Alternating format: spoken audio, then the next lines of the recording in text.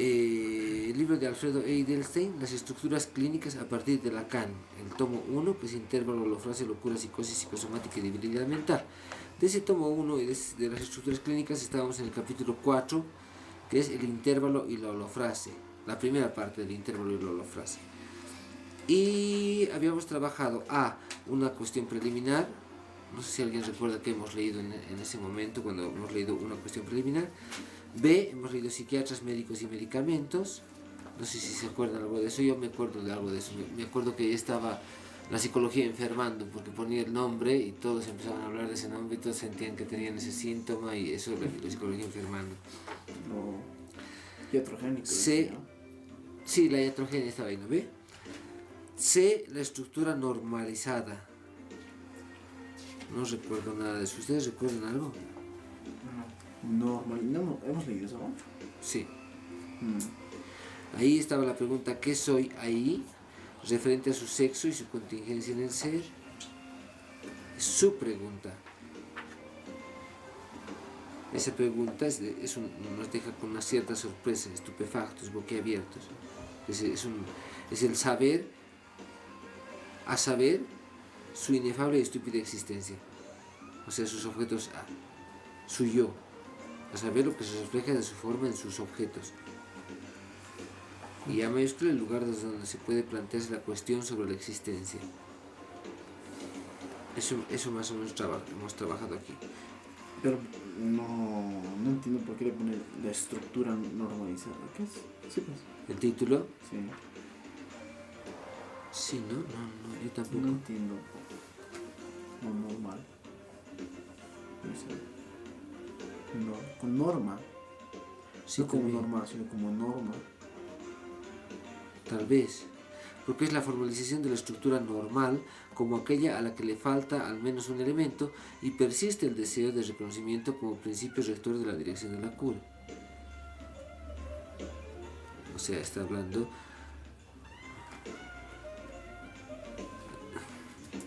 A ver, ¿cómo lo puedo traducir esto para ustedes?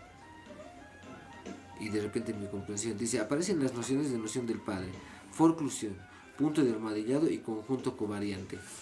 Pero hay que destacar que aún no se cuenta con la metáfora paterna, el esquema R, la formalización de la estructura normal, como aquella a la que le falta al menos un elemento y persiste el deseo de reconocimiento como principio rector de la dirección de la cura. Es decir, todavía no se instaura la ley. Le falta eso, no hay la metáfora paterna en un momento de teorización lacaniano, me imagino. En otro está uniendo 4 temas: nombre del padre, forclusión, punto de armadillado y conjunto covariante. La forclusión, como se rechaza significantes, el punto de armadillado hemos trabajado un poco del punto de armadillado. Sí. ¿Qué recuerdas? De la almohada. Punto de armadillado. La almohada que tiene en los puntos que se formaría en las esquinitas, si uno es jalado, estirado o algo, afecta a los demás. Eso es lo que... Está bien. No sé si lo he explicado bien. Sí, no sé qué digo el ejemplo con topología, creo. También estaba trabajando ese asunto. Ustedes no se acuerdan nada, ¿no? Yo recuerdo que el ejemplo que dio de la almohada era que si los puntos bien iban en inversos, cruzados, para que no se desatara, porque si eran directos o de un punto a otro punto, iban a soltarse del otro lado, iban a perder la forma. La estructura. Ay, puta, sí. Por eso decía que estaba cruzado. Está bien. Es excelente, me acuerdo un poquito. Vale, entonces estaríamos trabajando con nombre del padre, forclusión, punto de armadillado y conjunto covariante además, que esa era la noción de estructura, ¿no ve?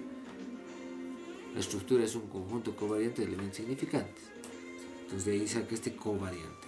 ¿Quieres decir algo? Y también este punto de armadillado, algo que me acuerdo, tenía que ver con estructurar la falta. Y no que la falta es estructural. Y hicimos incluso el ejemplo, creo, del el número 6, ¿cómo era? Para trabajar el reloj, el tiempo, hexadecimal. El sistema, eso, exacto. Y ya con eso Será viernes en la hemos noche. agarrado Creo que ahí les Sí, bien. viernes. Eso creo que era viernes. La ¿Sí? última vez estaba. La chica no me escuchó. Tal vez vamos pero para ti. Es posible. ¿Estabas? Yo soy un besito más, ¿sí? Perdón.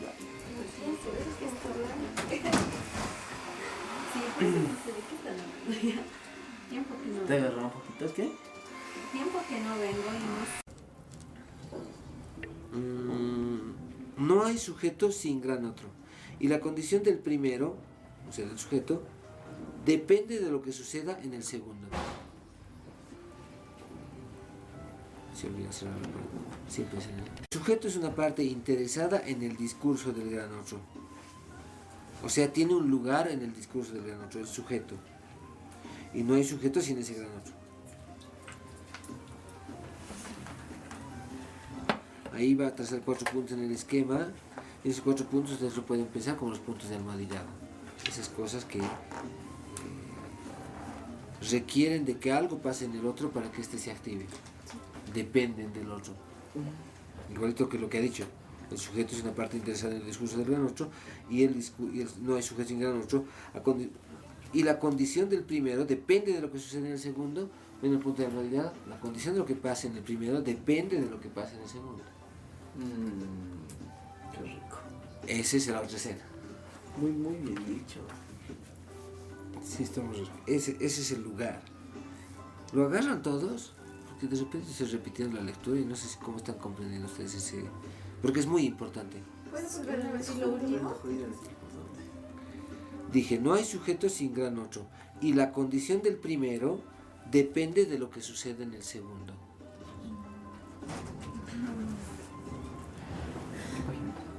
Van a disculpar, la dueña de casa ya. 124. Es casa. 124. ¿Cuál era para mí? No me acuerdo. Les he dado a la... Sí, este es mío. Ese es... Tengo dos Eso refresquitos. yo he tomado. Condición de que, a condición de que yo vea, mira, lo voy a volver en simple, ¿sí? La condición de que nosotros veamos la Cruz del Sur a cierta hora del día, ¿sí? Porque los del norte no ven la Cruz del Sur. Los del norte ven otra constelación que les orienta. Nosotros vemos la Cruz del Sur porque vivimos en el sur, ¿sí? Ahora, a condición de que la Cruz del Sur aparezca, la puedo marcar como estando ahí presente. Pero a condición de eso. No lo marco de digo, ahora va a ser invierno. Sí, gracias. No lo fundo así. El humano no funda tontas y locas, sino funda porque lee. Eso que lee sería el gran otro. Y el sujeto sería eso que atrapa, como Tauro, o como verano, otoño, invierno, o como las 12 horas del día, o como la hora de comer, o como la hora de dormir. Igual atrapa, pero atrapa eso como sujeto. ¿Ok? Entonces cada uno tiene sus sujetos, digamos. No recuerdo si todos han dicho algún síntoma. Tú has dicho, ¿verdad? ¿Qué dijiste? Que no me gusta que me hablen. Que no le gusta que le hablen. Ese es su sujeto, ese es su tema. Eso a ella le mueve. Se encuentra con ello y algo le produce.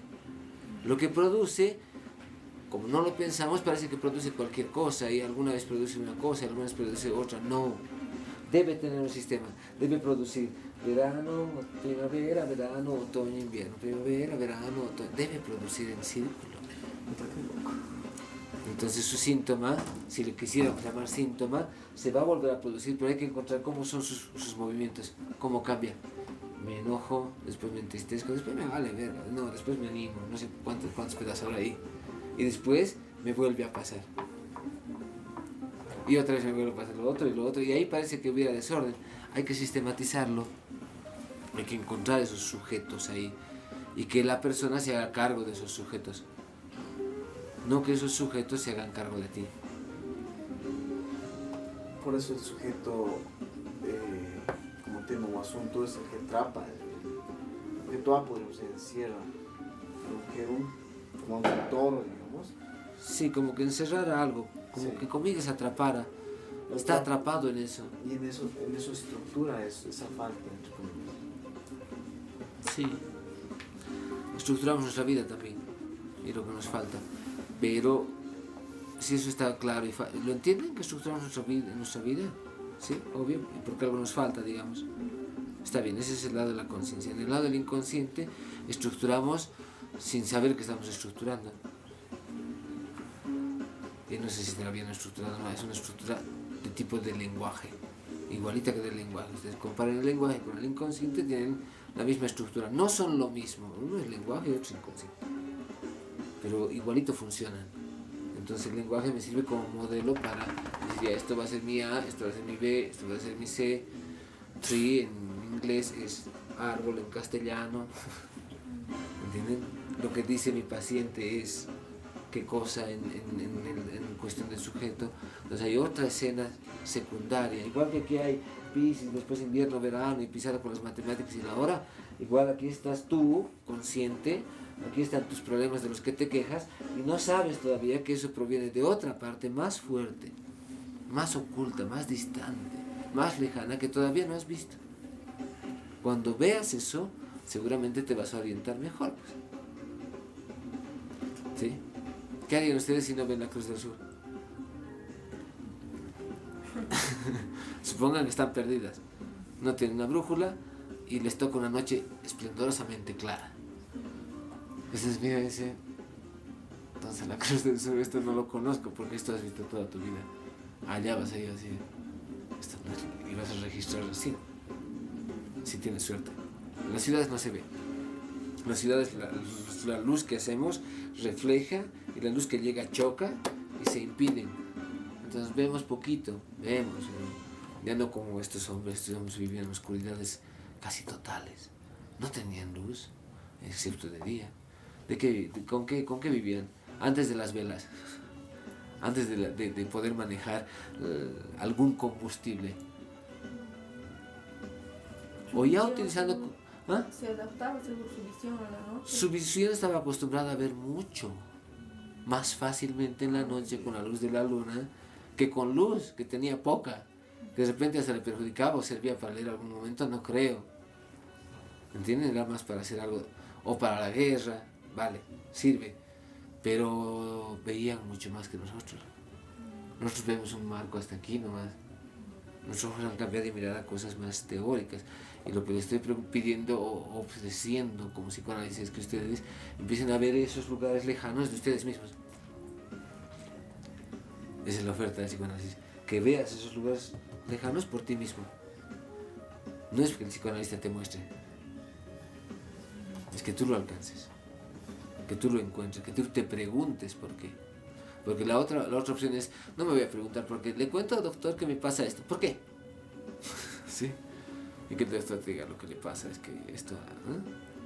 Y ya vale. Y esto también me pasa. ¿Por qué? Ya no quiero pensar. No, tiene que preguntarse el sujeto por sí. ¿Por qué lo hago? ¿Por qué? Y tiene que desear saber. Porque si no desea saber, ay, qué cansado pensar en eso. Eso ya mucho me molesta.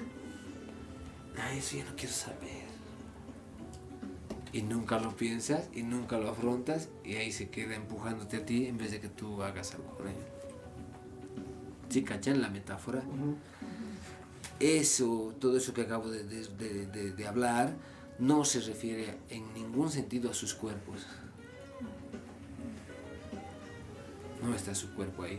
Está algo que está más allá sobredeterminando. Sí, cachan. Eso que está más allá le vamos a llamar, para no ser tanto ejemplo, gran otro. Sí. Gran otro. Todo eso es gran otro. El yo está aquí, encerrado en este cuerpo. Qué huevada que el yo esté encerrado. ¿No? Su carcelero es este cuerpo. El yo no puede salir de este cuerpo. Es su cárcel. No sé si será más que su transporte. No sé. ¿Ok? ¿Qué más? Eso. Y habíamos llegado al ¿qué soy ahí? Esa sería la pregunta que sería muy interesante que alguien se haga sobre sí mismo, sobre los problemas que tiene. ¿Qué soy ahí? Referente al sexo y su contingencia en el ser. Referente a su sexo y su contingencia en el ser. O sea, referente a lo que es ¿Qué lugar ocupas en aquello de lo que te quejas? ¿Ah? ¿Qué lugar ocupas en aquello de lo que te quejas? ¿Qué lugar ocupas en aquello de que te quejas? El sexo y la contingencia del ser. Hasta ahí hemos llegado. Veremos ahora dónde avanzamos. El punto D es los símbolos de la procreación y de la muerte, el padre y el falo. Dice, sobre las modalidades de la pregunta ¿qué soy ahí? Lacan afirma en la misma página de la cita anterior, a saber, que es hombre o mujer por una parte, por otra que podría no ser, ambas conjugando su misterio y anudándolo en los símbolos de la procreación y de la muerte.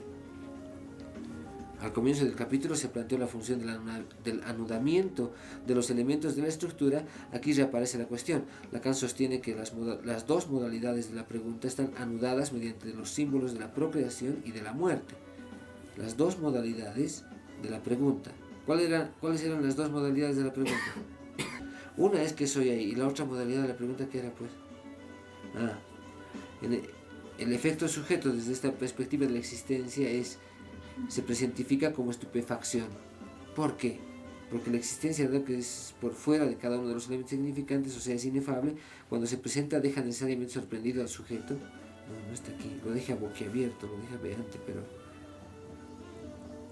desde ahí es donde cada sujeto puede recibir su pregunta, desde ese lugar de sorprendido, atrapado. Lacan sostiene que las dos modalidades de la pregunta están anudadas mediante los símbolos de la procreación y la muerte, lo que a primera vista parece contradecir lo afirmado por Freud respecto de la no inscripción inconsciente de la propia muerte, o sea que el inconsciente no registra muerte. ¿Cuál es el símbolo de la procreación? La procreación para el sujeto humano hablante no es igual a la gestación. La gestación es propia del orden animal. La procreación, que en Lacan siempre tiene una íntima asociación con la creación ex nihilo, una creación desde o a partir de la nada, no es la gestación biológica, sino que requiere de la función del símbolo y en especial del símbolo del padre. La procreación requiere de la función del símbolo y del símbolo del padre. Claro, la gestación no requiere del símbolo paterno. La gestación no requiere de nada del padre, pero sí la procreación requiere. Sí. Te involucra. Necesario. Y si no te involucras te jodiste, ¿no? En este mundo si no te involucras. Imagínense que se me ocurra no involucrar a la mija. No lo voy a registrar. Tengo un certificado de nacida viva, pero lo voy a romper. Y ya. ¿Qué harían si fueran ese niño? Después serían nadie. ¿Tu carnet para esto? No tengo. ¿Abrir una cuenta bancaria? No puedo. ¿Quiero inscribirme? Serías así como borrado. Entonces no nos queda otra que inscribirnos. Y decir, sí, existo. Este es mi nombre. Estos son mis papás. Y haces una procreación. Pues requiere del símbolo, no requiere de la gestación ni de nada del cuerpo. En torno al padre como símbolo se ordena la creación del sujeto. En torno al padre, como símbolo, se ordena la creación del sujeto. ¿Por qué también el símbolo de la muerte? Porque la cuestión de la procreación, de la creación a partir del significante, en especial el del padre, siempre implica, más aún, requiere de la muerte, debido a que a. La función del significante mata a la cosa en su condición natural e introduce otra dimensión de la muerte, la que se denomina segunda muerte, que es aquella que designa la desnaturalización de lo natural por efecto de lo simbólico. Y B. Especialmente la función paterna requiere de la muerte simbólica de aquel que la porta, que es lo que afirma en torno al padre muerto en la obra de Freud, tal como es leída por Lacan. Pero cabe aclarar que el nombre del padre como concepto aportado por Lacan viene a rectificar lo que podría implicar un concepto del padre muerto en la teoría psicoanalítica. Si bien Freud nunca planteó directamente al padre muerto como concepto, esta articulación fue destacada justamente por Lacan en su lectura de Freud, especialmente en el análisis del sueño del padre muerto y en el caso del hombre de las ratas, aunque no para identificarlo al nombre del padre, sino para distinguirlo netamente en el seno de la oposición entre el mito del Edipo y la metáfora paterna, que no es ningún mito. Aquí una cita que nos manda al reverso del psicoanálisis, libro 17 del seminario.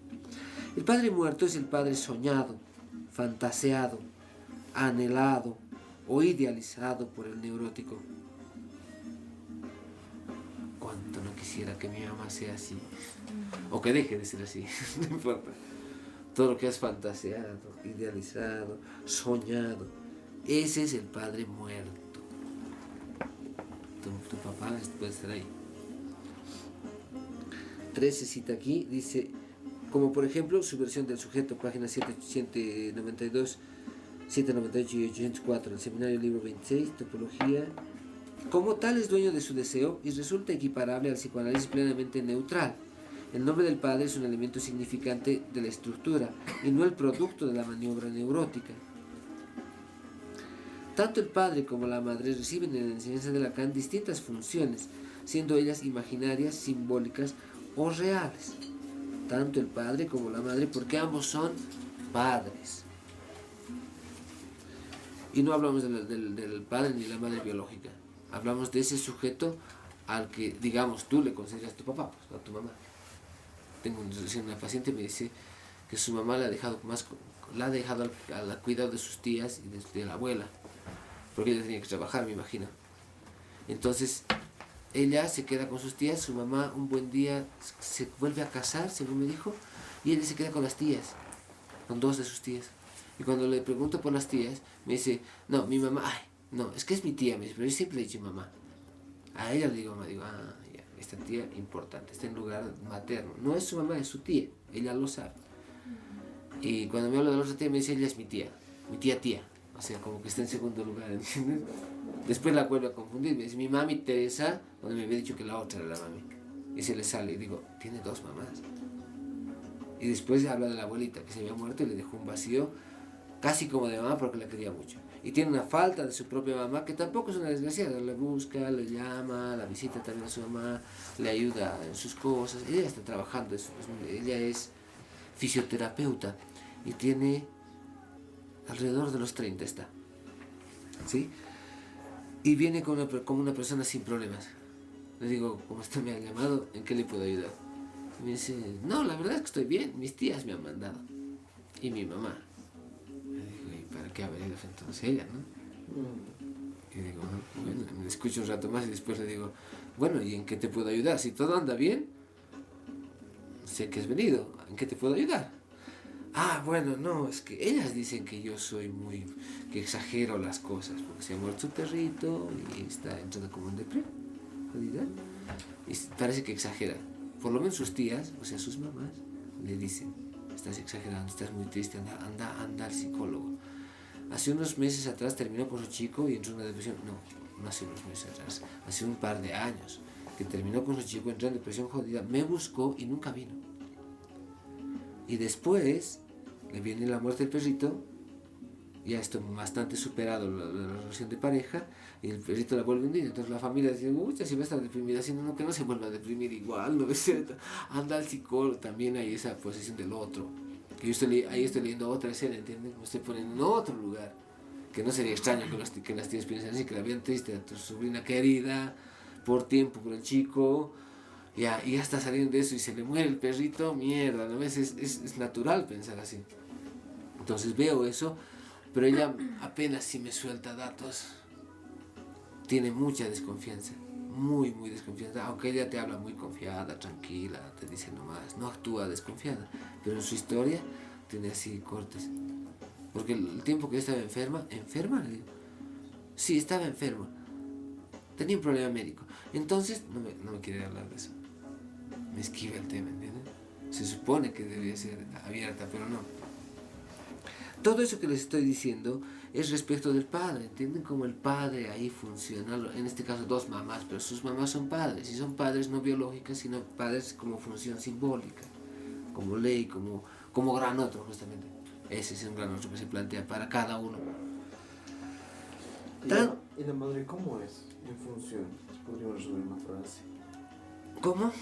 No te entiendo. La función paterna es quien impone la ley hasta aquí, digamos, podría mostrar, entre comillas, un axioma, un C1 para que te construyas. O sea, ¿Qué sería la función materna? Tú me estás hablando de la función materna, pero no de la mamá. No, De la función. la función materna.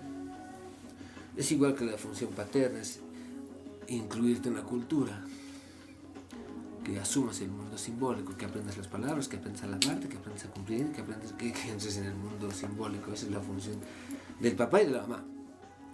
Vaya usted a saber cómo cumplen esa función, porque es su responsabilidad, pero quién sabe, cada quien se inventa como si el papá creyó.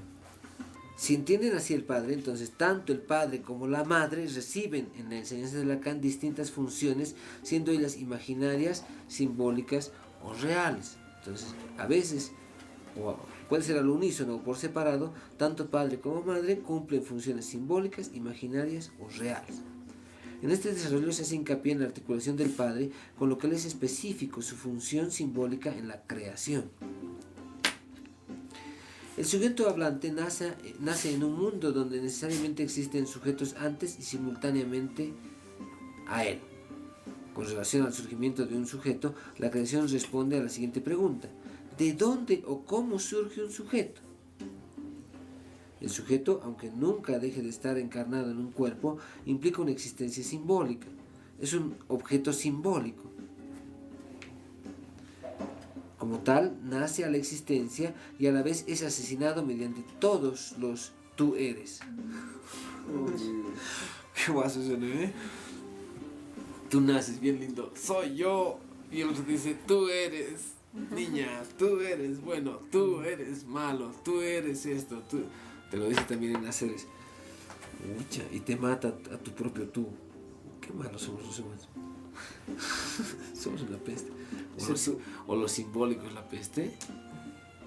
Dice tú. Ese tú es bien terapéutico con los niños. Yo suelto la sugestión. Les digo, digo a la niña que ha robado la cartera, la video de una profesora, la niña asustada, digo, han buscado las cámaras, al final le da. Lo encuentro. Le encuentra, ¿verdad? Y se disculpa, dice, profe, lo siento, sí, la otra, no, pues, asustada también, le llevo a la dirección y como que el ambiente era bien estresante para ella. Claro. Entonces empezamos a hablar como que, sí, es que no es su culpa, el director, pues que está... Pero fíjense, no la putean en el patio, la llevan al lugar del gran otro, a la dirección. Ese símbolo se le impone. Está bien, eso es estructura. Y cuando el director me lo pasó a mí para que intervenga en el caso, me di vuelta a ella y dije, aquí hay un problema, aquí no solucionado. Y ella, sí, bueno, porque este es un problema, pero tú no eres malo, tú no eres alguien que hace daño, tú eres bueno, mira bien dónde está. Entonces, más bien de ahí vamos por otro lugar de que entienda la situación, lo simbolice, ¿no? Pero ese tú eres, de lo penal y peligroso que estaba, rápido se tranquilizamos, un poco más y vamos a participar, ¿no? Ah, no soy mala, entonces lo puedo decir. Tiene un doble filo jodido, tienes. ¿Cuál es el doble filo que a ti? Que probablemente después vaya a hacer las cosas y no acepte sus errores. Y no se dé cuenta que está mal. Ya no se dé cuenta. Ya. Entonces, es un filo posible, ¿eh? Por eso la clave es simbolizar ese evento en el momento. Sí, no sé si hay que ir por el tú eres o hacerle notar que está mal, pero que puede arreglar. Ya, te has equivocado. Entiendo que te has puesto nervioso y no has querido decir que eres vos, porque de repente... A ver, contame, ¿cómo te sientes vos? ¿Te sientes bien por lo que has hecho? No, sí, ¿qué te dirá? Y respecto a decirle, mira, ahora lo arreglaremos, para que no te sientas así mal, para que tu amiguita no se sienta mal, porque también es su platita. También, o es su celular, o es su goma, o es su lápiz, no importa lo que fuera. Para que tu amiguita no se sienta mal, anda a devolver y pide disculpas. Y a la otra hablarle de manera, mira, le ha pasado esto ya. Para que no lo haga, le perdonaremos. Ella no quiere estar así, arreglaremos.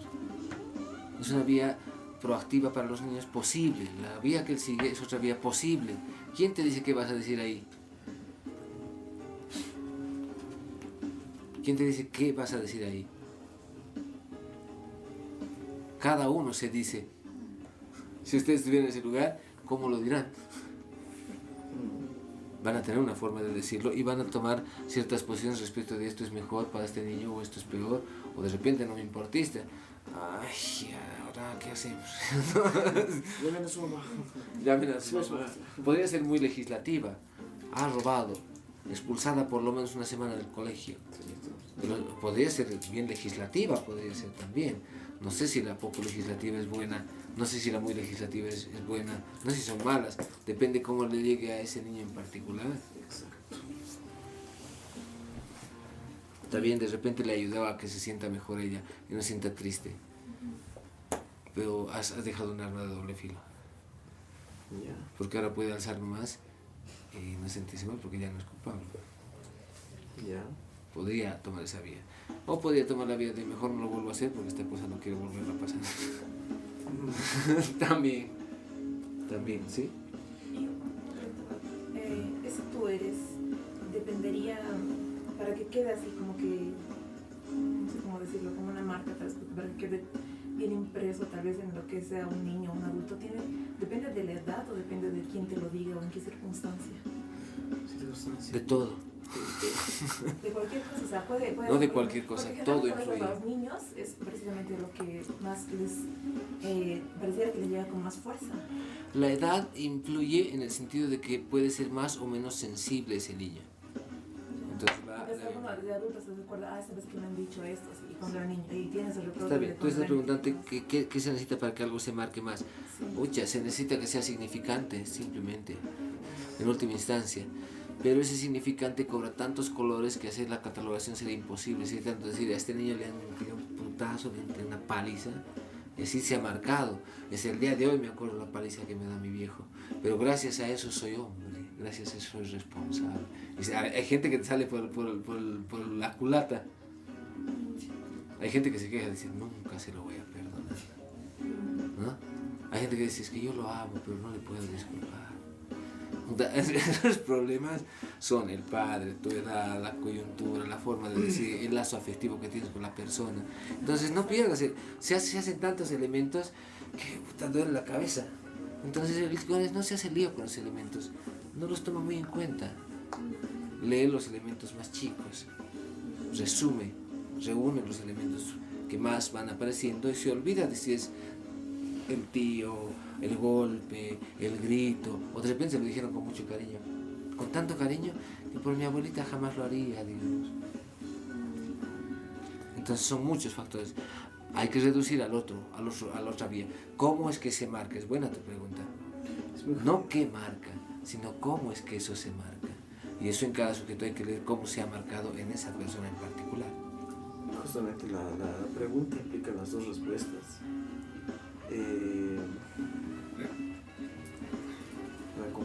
¿Puedo volver a repetir, por favor? ¿La pregunta? Sí, temido. ¿Cómo es que eso se marca? ¿De qué depende? Sí, ¿de qué depende que ese tú eres, que es el conocimiento o lo que se te diga a alguien, quede marcado en ese sentido?